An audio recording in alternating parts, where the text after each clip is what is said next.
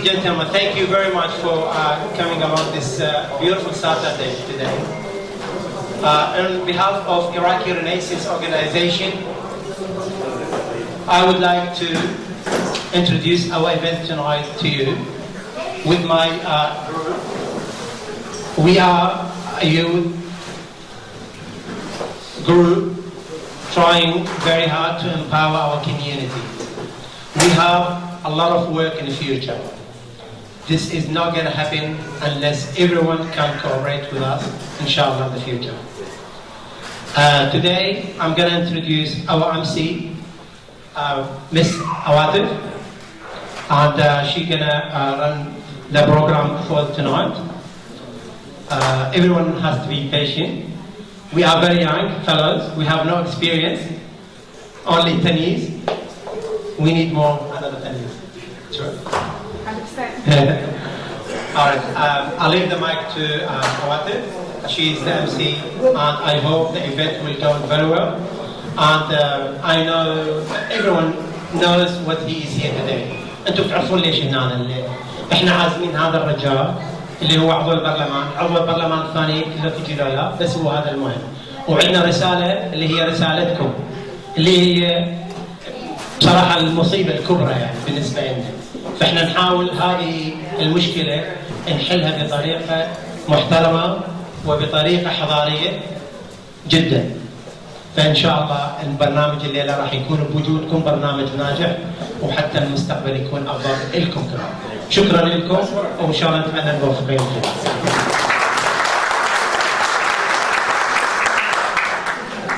Ladies and gentlemen, thank you for attending today's event.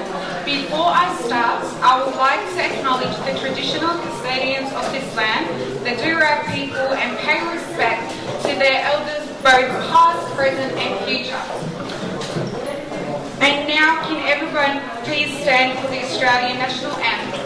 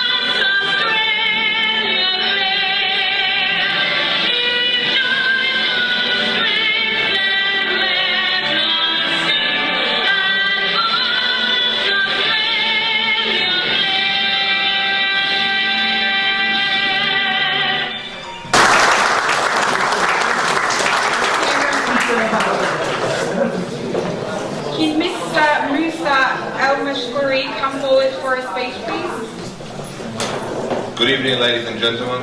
I'm Musa Al-Mashkor, a member of the Iraqi Renaissance Group, a group that works to serve the Iraqi community here in this beautiful country. We strive to show the good that can come from the Iraqi people, this country that thrives through its multiculturalism, a country that is an example for all the countries around the world that are hesitant to accept people from different cultures and communities, a country that we are proud to also call our home. The Iraqi Renaissance Group has contributed to many positive events in our communities, such as Clean Up Australia Day, the National Tree where we plant trees for the environment. We raised money from our Iraqi community for the typhoon that devastated in the Philippines, raised money for the Iraqi Yazidi community in Wagga Wagga, who were held in detention centres with no way for support, as well as taking 80 people from our organisation to meet these people face to face and give them the best support we can. We host annual events to strengthen relationships between people of different religions, communities, cultures and ideologies, as well as many other charitable events. We are here now to firstly congratulate the Labour Party on their victory in the 2022 elections, and also to mention that our leader and the face of the Iraqi Renaissance Group, Mr. Ghassan al-Assadi, has been a part and a strong supporter of the Labour Party since 1997. The Iraqi Renaissance is an organisation that is self-sufficient and does not rely on any outside contributions, fundings or donations. Our community faces issues with residency, immigration and Centrelink and translations. We wish to strengthen our relationship with the Labour Party and hope for us to work together to help lift up our community. Now for the Arabic version of the speech. السلام عليكم أيها الأخوة الحضور ورحمة الله وبركاته. لكم منا خالص الشكر والتقدير بقبول دعوتنا لحضور حفلنا المتواضع. هذا جمعيتنا جمعية النهضة العراقية لا زالت في طور النهوض والبناء لخدمة أبناء الجالية الكريمة. نحن نعتمد على مصادر التمويل الذاتي في إقامة برامجنا، ونتمنى الوصول لمراحل التمويل الحكومي في برامج كبيرة وناهضة لخدمة الجالية إن شاء الله. اليوم حفلنا المتواضع يحمل رسالتين هامتين. الرسالة الأولى هي للتعبير عن فرحة الجالية بمناسبة فوز حزب العمال على المستوى الفدرالي، وكما معلوم أنه الحزب الأقرب لتوجهات جاليتنا الكريمة. والثانية هي للمطالبة بحقوق قسم كبير من أبناء جاليتنا بغير فيزهم المؤقتة إلى دائمية، والإفراج عن المعتقلين في معسكرات اللجوء. نتمنى أن تكون رسالتنا واضحة للمسؤولين، وسوف لن نقف عند هذا الحد، بل نسعى للمزيد من العمل حتى تحقيق المطالب الحقة. الأخوة والأخوات، أشكر لكم حضوركم، والسلام عليكم ورحمة الله وبركاته.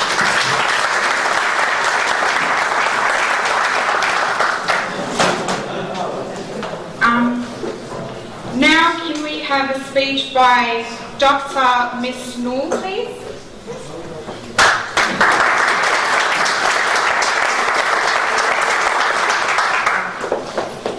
Good afternoon, ladies and gentlemen. Firstly, I want to congratulate the Labour for their amazing win. I was expecting it because I was thrilled in our clinic. We used to see thousands of patients throughout these 2 years, and all of them, they were hoping for the federal system to change. They were all frustrated from seeing the same party coming over again and again and doing nothing for our diverse community. So the day came in and the Labour went, and we were more than thrilled. I was there when they were so happy every day of it, from the May 22 when they went. Every day our client, when they come in, they tell me there is hope. There is something else. There is something going to change in their life. You might consider wondering, who am I? Maybe I'm not a person. I'm a refugee. I'm Australian citizen. But my difference from the other people who arrived in Australia by bush, I arrived by plane. I was lucky that I had Australian visitor visa when I arrived to Australia. So when I applied for my application for protection in Australia, I was lucky to be granted this visa. But if I look on the others that they daily visit us to our clinic, there are thousands of them. They all deserve the title of protection in Australia.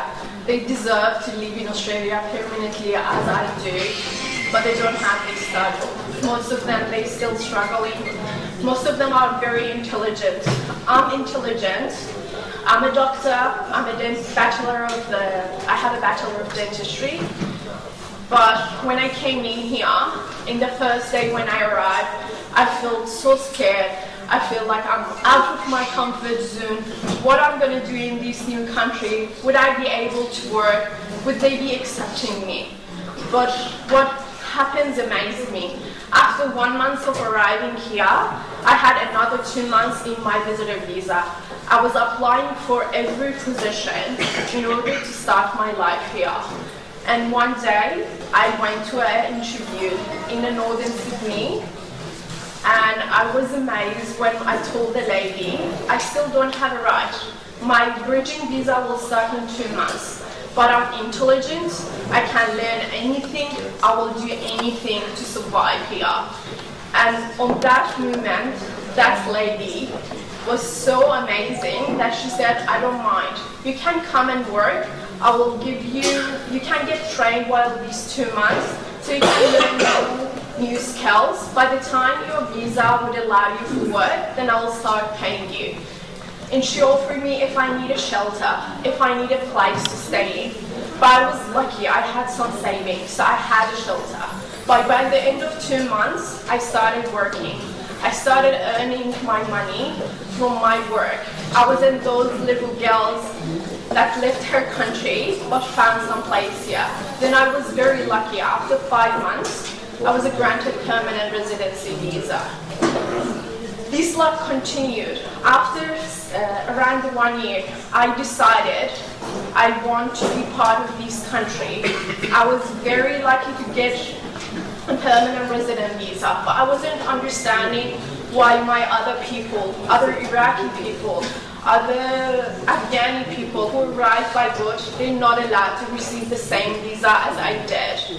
So I went and started to study Bachelor of Law. And I was lucky again.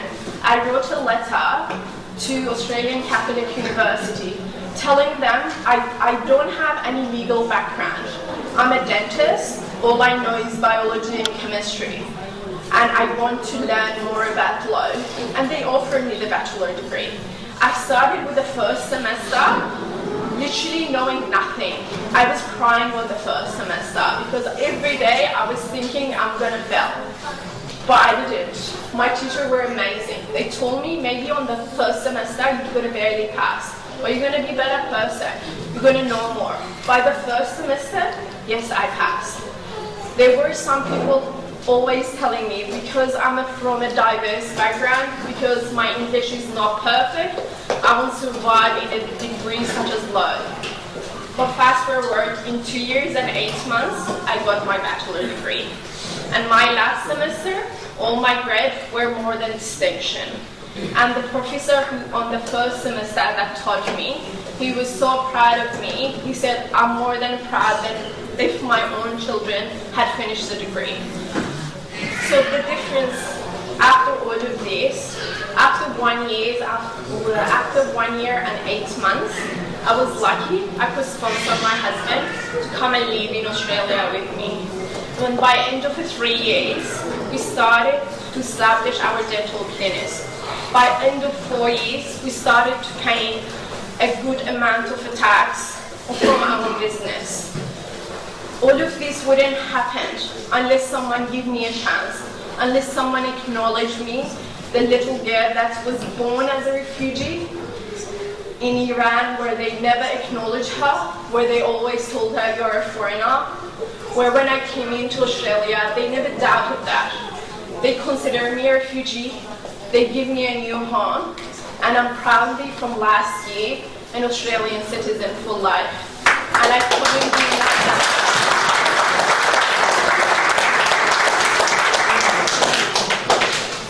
But I'm still sad because I see every day in the clinic, I see children who are born to parents who came in by boat, who don't know any other country. If you look at the little children there, they don't know any other country. The only place they know home is Australia. I feel sad because by the time they get into high school, they will be told you don't have any visa substantial to allow you to go to a good university. I know a student who came in with his mom. He's in year 12. His marks are outstanding. And he was telling me, I want to be dentist like you. But on the other side, his mom's saying, the loan for getting to a dentistry to all of it costs between $300,000 to $400,000. All their saving wouldn't be enough. Even if his son is amazing and going to get the ETA, but because he's not a domestic student, he won't be allowed to. He will end up going to a normal everyday job, finding anything to survive on it. But this kid, he lived most of his lives. He came in very early. I remember he said he was 3 years when he came in. He doesn't know any other country. It would be very devastating for him when he finishing this year, the ETA, and get a good grade and not be able to be a doctor as he dreamed always. But there is a chance. The government changed. The Labour went amazingly. And I know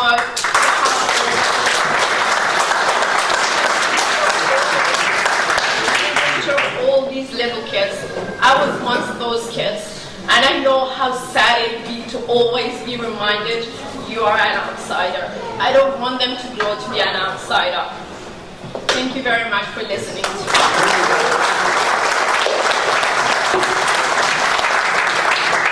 Sorry, excuse me. نور، الدكتورة نور بصراحة يعني مشكورة جدا، سردت سرد رائع جدا، يعني مثل ما يقولون بالصميم. كلامها راح يوصل 100% ولازم راح ينقرض للبرلمان. فكلامها كان رائع، وبصراحة كلامها كان نيابة عن مأساتكم كلكم.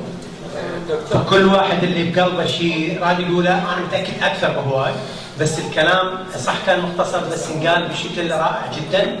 وعلاوة على ذلك أخذنا النسختين مال الرسائل الكلام، راح نطيب شوية نسلمه نيابة عنكم للبرلمان، وبعدين إن شاء الله هذه يعني حلقة من حلقات بسبب تواجدنا الليلة هنا. نكمل الموضوع. Thank you, Dr. Noor, for sharing your experience and for your emotional speech. Thank you, everyone, again, and always. Now, ladies and gentlemen, on the behalf of the Iraqi team and the Iraqi community, I would like to welcome our distinguished guest for tonight, and please stand up upon calling your name. Honourable Mr. Andrew Charlton, Federal Member for Parramatta.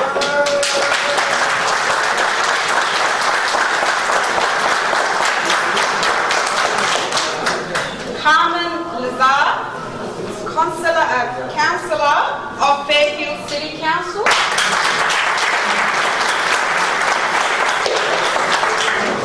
Mohammed Hussain, Councillor of Camelot City Council. Mr. Ahmed Dib, Al Morata Association. Zaid Dawood, Islamic Charity Project Association. Musa Marhi, Syrian National Party.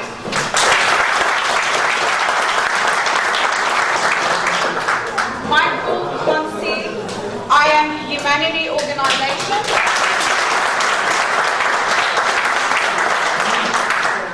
Hanif Bissimi, President Australia.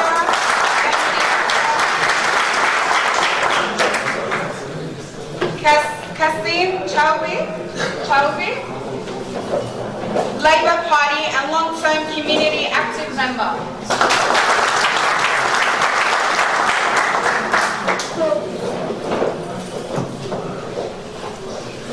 Also, on the behalf of people that could not attend, I would like to send some apologies from Honourable Sally Sitchu, Member for Red, Honourable Jihad Dip, Member for Lakemba, Honourable Guy Zangari, State Member for Fairfield, Honourable Anthony Adam, Member of Legislative Council, Honourable Rachel Hariki, Councillor of Canterbury Bankstown Council, and last but not least, Hon Auburn Police. Ladies and gentlemen, now I would like to give you a little background about Honourable Mr. Andrew Charlton, who is present with us tonight. As an economist, business owner, and a former economic advisor to a Prime Minister, Andrew has the energy and experience to deliver a strong plan for the future of Parramatta. Andrew's plan for Parramatta will drive investment in our schools and hospitals, support businesses to create more secure and well-paid local jobs, and extend opportunities to all. With the cost of everything going up crazily, it's getting harder for people to get ahead, no matter how hard they work. That's why Mr. Andrew has a plan to help take the pressure off by making childcare cheaper, investing in local roads and infrastructure, and backing small businesses to create more secure, well-paying jobs. As the father of 3 young kids, Andrew believes we need a government that has strong plans for the future. Prior to becoming a Labour's candidate for Parramatta, Andrew has worked at the United Nations, at London School of Economics and Oxford University. He went to work for the new Labour government in 2007, excited by the prospect of change, where he was a Prime Minister, Kevin Rudd's senior economics advisor. While in government, Andrew was appointed Australia's senior official to the G20 Leaders Summits and helped coordinate the government's responses to the global financial crisis and our approach on climate change, where he represented the Prime Minister at the United Nations Climate Conference. Andrew went on to start his own business and has written 2 books. He is raising 3 children, aged 8, 6 and 3, with his wife, Phoebe. Sorry if I mispronounced. Now, ladies and gentlemen, can we put our hands together for Mr. Andrew Charlton for his speech?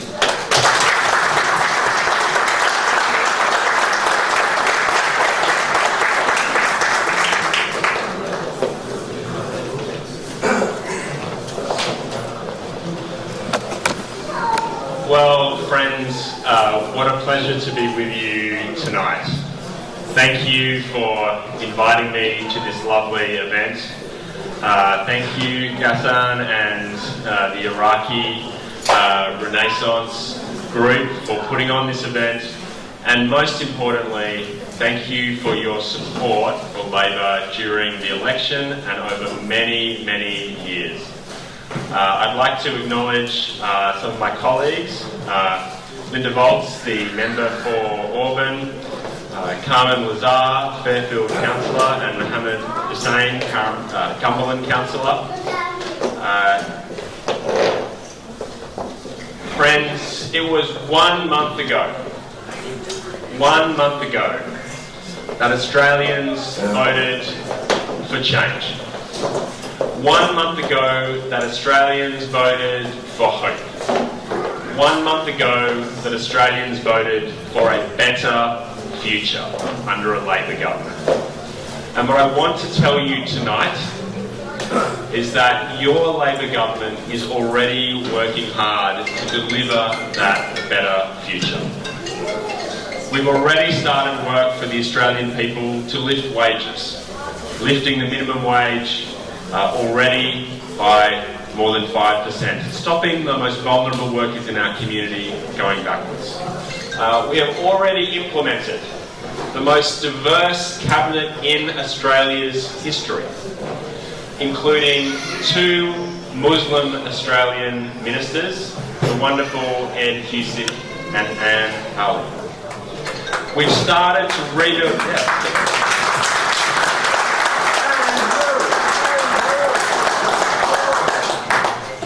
We've started to rebuild our international relationships, particularly our critical relationships in the Pacific. We've been working to address the energy crisis that is causing the bills of so many people to go up because of 10 years of inaction and climate wars that have delivered nothing but chaos, dysfunction and rising costs. And we're working to end the backlog in the visa system and bring more compassion into our immigration program.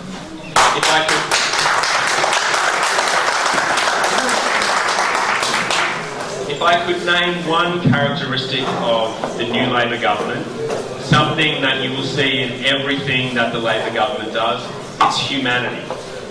bringing humanity back into the government. And nowhere, I think, for me, is this better symbolised than in granting the Nada Sullivan family the ability to go back to Villa.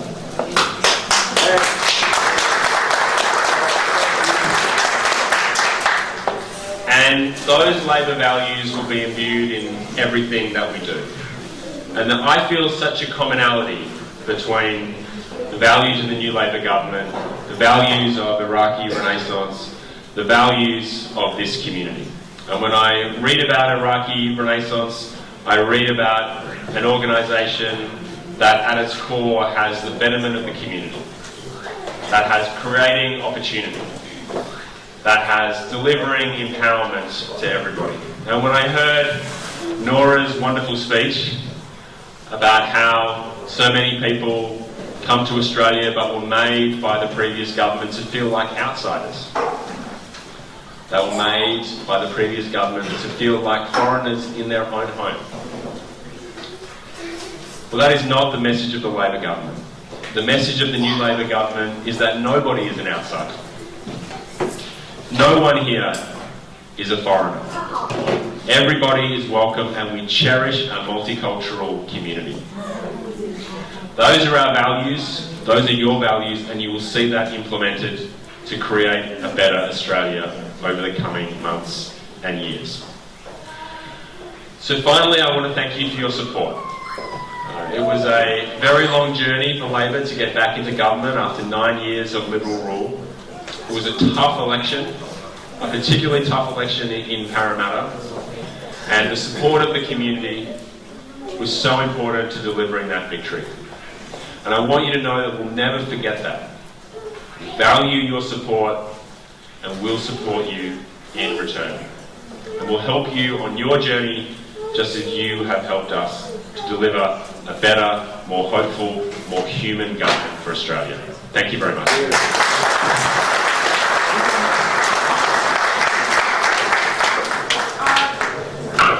Before you go, Mr. Andrew, we would like to present to you a little gift by Mr.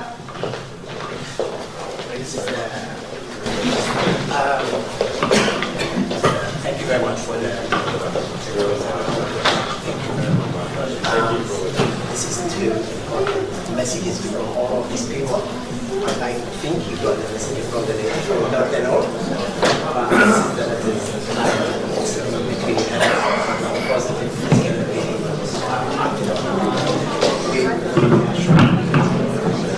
thank you. This permanent of our organization.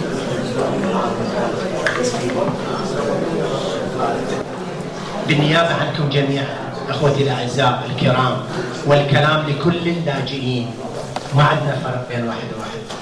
فالقضية ماكو تخصيص بالقضية، القضية عامة وكل احنا موجوعين عليكم وإن شاء الله تتحقق قريبا. باسمكم راح أهدي هاي الهدية القيمة جدا. بالنسبة لي ما بيها سؤال، بس إن شاء الله باسمكم راح أعطيها لحتى ما ينسانا وما ينساكم. Mr. Andrew, on behalf of Iraqi Renaissance, am I delighted to present this historical photo. It is the original paper taken from the Sydney Mail newspaper, dated Wednesday, 11th of May, 1927. Wow. It's the opening ceremony of the Parliament. On the occasion of Labour's victory on the federal election 2022. We are celebrating this great event and would like to present you with this gift.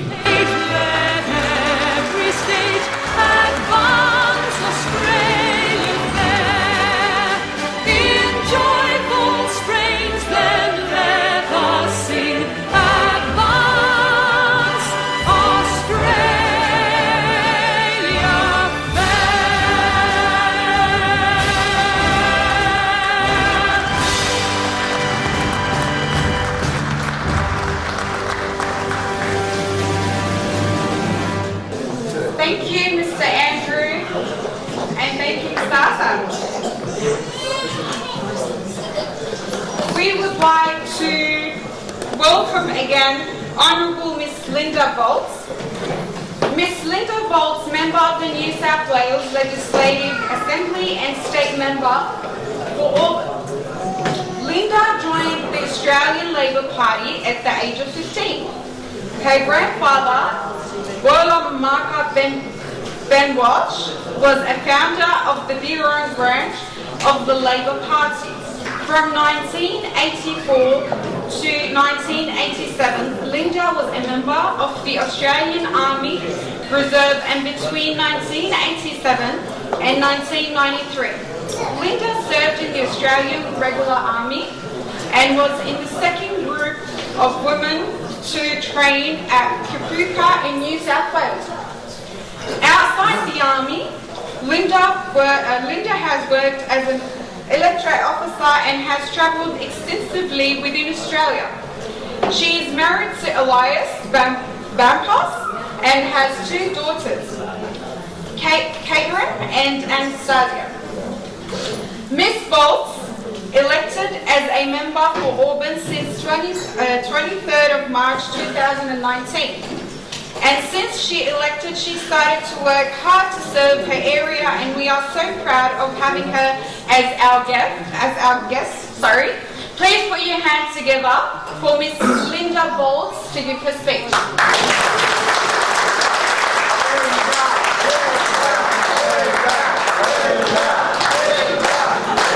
Thank you, Hon Andrew will get jealous if you keep doing that.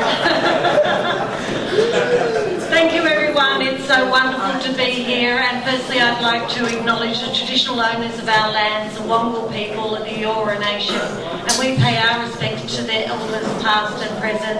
And it is so good to be here celebrating a federal Labor when I can't tell you how excited we all are. We have had some really tough years here. The last 2 years have been particularly difficult. Last year, everybody in this room will know just how tough it was.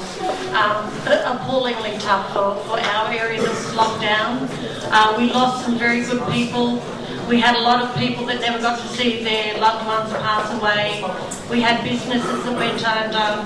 We had people, children in particular, that really struggled, and you've got to give these kids a big hand for the way that they've responded to what was a terrible year. But this year is a much brighter future for us.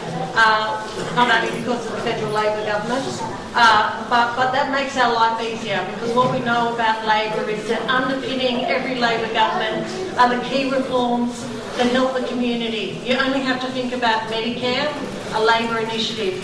You only have to think about the NDIS, a Labor initiative. Pensions. Every reform that has come through Labor governments, because they have the heart of people as their first priority. Now, one of the most important issues for our local community, I know, is temporary visas. And the Labor Party has committed to abolishing temporary visas. Now, across the whole community, we know with many Afghanis and many other communities, they're on safe haven visas. We have people that are in their 50s and 60s that will never get permanent residency. It's unsustainable for people that won't be able to return home.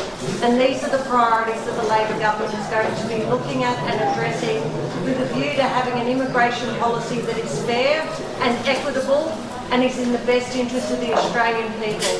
And just remember, once you set foot on our land, it doesn't matter what brought you here.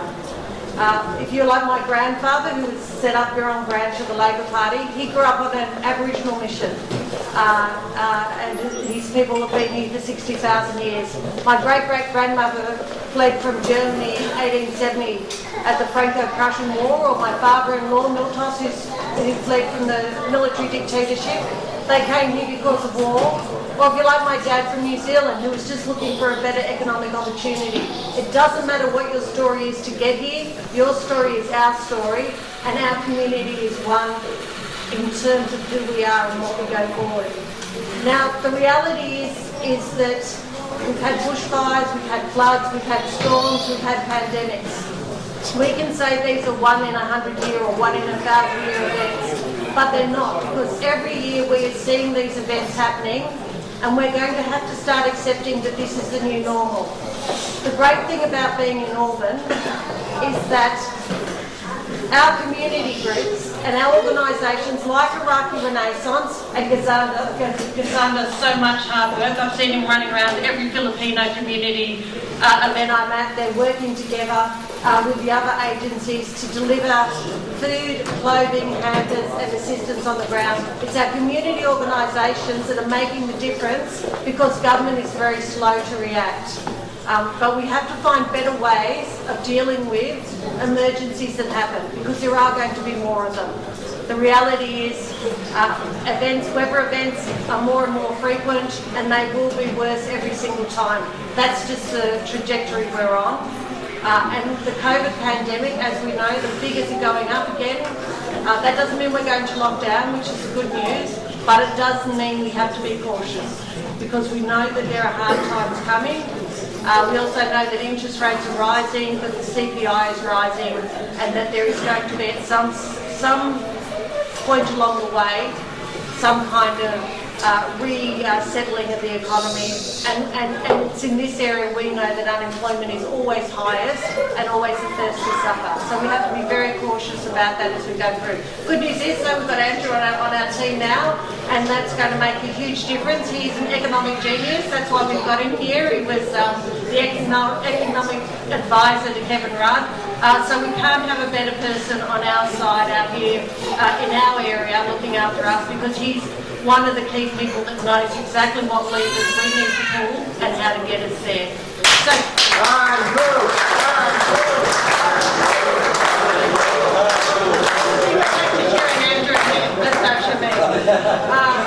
thank you everybody that supported us. Thank you everybody that's always been there to give me a hand. And just remember, we're there to help, so use our offers.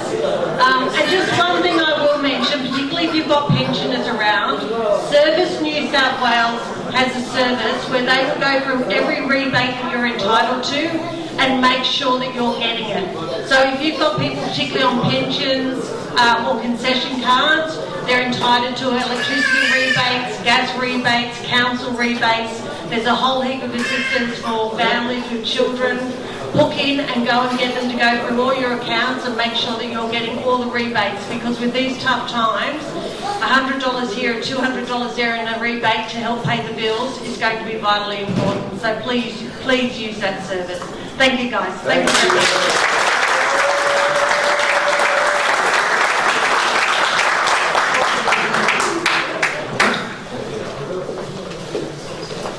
Thank you, Miss Lynda.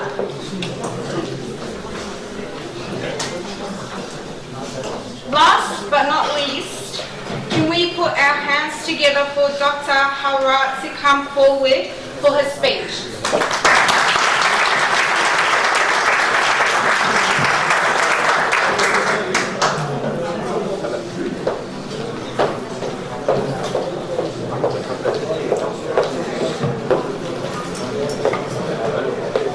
Hello everyone.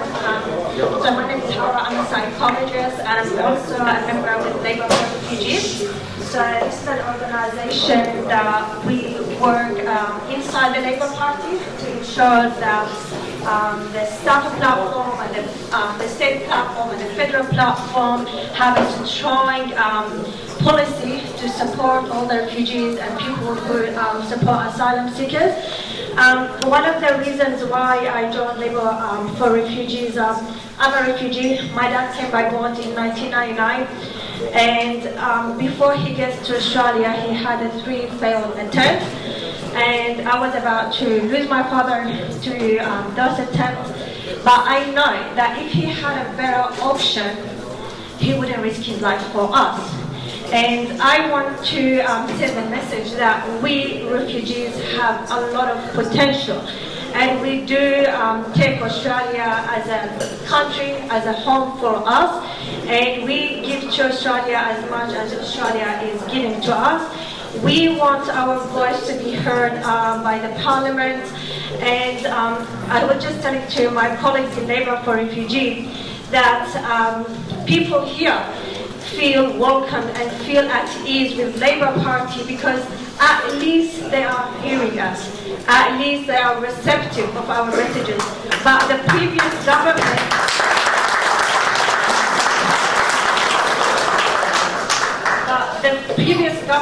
was just shutting us completely. They're not listening to us. They're not considering us as humans. They were considering us as criminals. I was lucky because I came here when I was 12-year-old, and then I've got my citizenship through my father. But I know there are a lot of people here, they've been struggling, and they come to my clinic as clients with really severe mental health issues because they are away from their families overseas. You know, I've got parents here that they left their kids overseas at the age of 3, and now they are 13. At the age of 6, they are now teenagers. So they missed on essential childhood. And people in the government are parents, and they should at least understand what those people are going through. They should understand what it means to miss out on your kids' childhood and essential milestones. So I'm here just to support my people from Iraqi background and from Syrian and from all backgrounds, that we are here because we want a better life, a better quality of life. We are not criminals. All we wanted is just to live safely and securely. Thank you.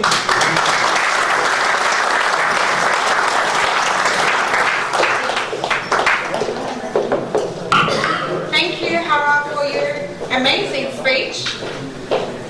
Now for every exciting bit at every event, dinner. But before we have our dinner, I would like to hand over to Ali Al-Asadi to read out names to give out award certificates for our active community members. And for that, we of course need Mr. Andrew to come forward to help give them out. Hi everyone. This has been a smooth event so far. One of the main aims of our organisation is to build bridges, to strengthen relationships with other organisations and communities. So in doing that, we acknowledge the hard-working activists in our communities that have and are still playing a crucial role in building our community. So without further ado, can I please call upon Mr. Ahmed Deeb.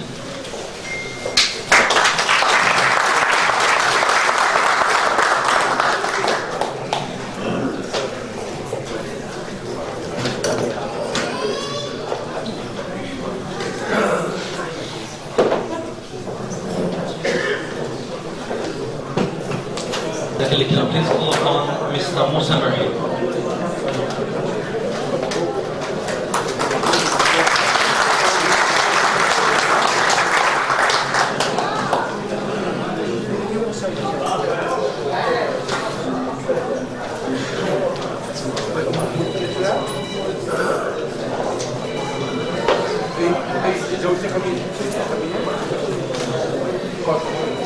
Can I please call upon Mr. Hanif Bassimi.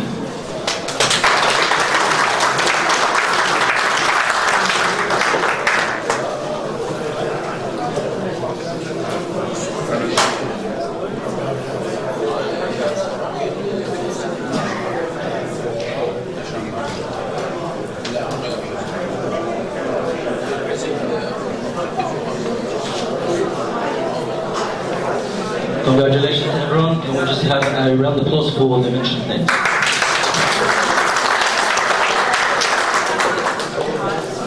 On your behalf, can I please acknowledge Councillor Sabrine Farouki from Labour Party,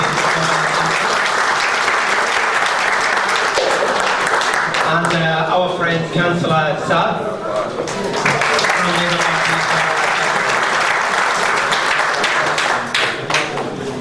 احنا يعني نشكركم جدا انه حضرتوا ونجحتوا هذا البرنامج.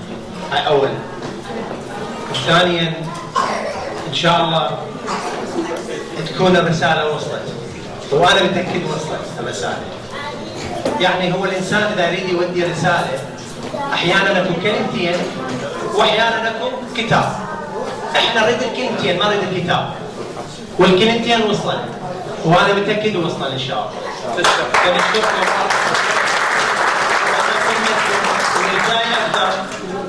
الجاي ان شاء الله اكثر. ويعني شكرا على حضوركم وجيتكم وتعبكم ويانا.